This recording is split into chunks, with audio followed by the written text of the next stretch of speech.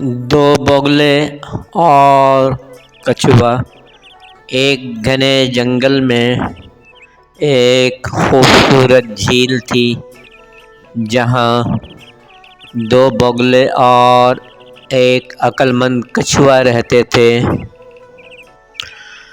وہ تینوں گہرے دوست تھے اور خوشی خوشی اپنا وقت گزارتے تھے۔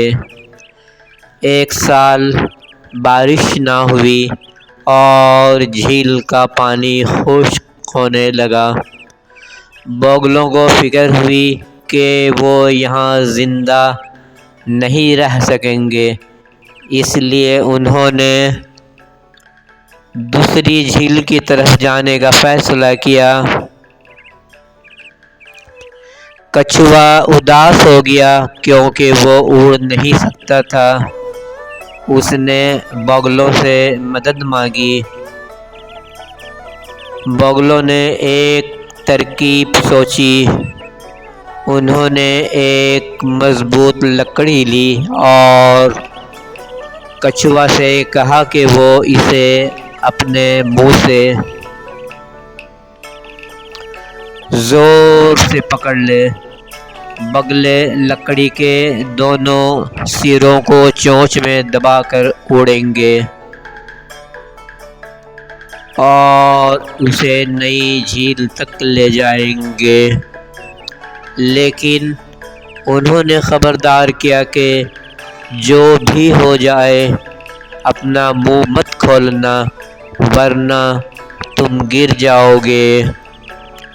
کچھوے نے وعدہ کر لیا اور سفر شروع ہوا۔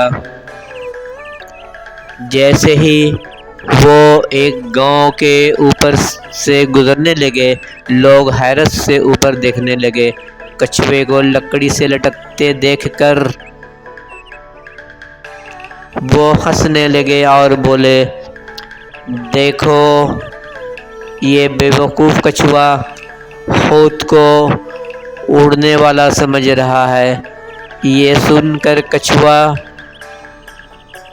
غصے میں آ گیا اور جواب دینا چاہا۔ وہ بگلوں کی نصیحت بھول گیا اور جیسے ہی اس نے بولنے کے لیے منہ کھولا، وہ نیچے گر گیا اور اپنی جان سے ہاتھ دھو بیٹھا۔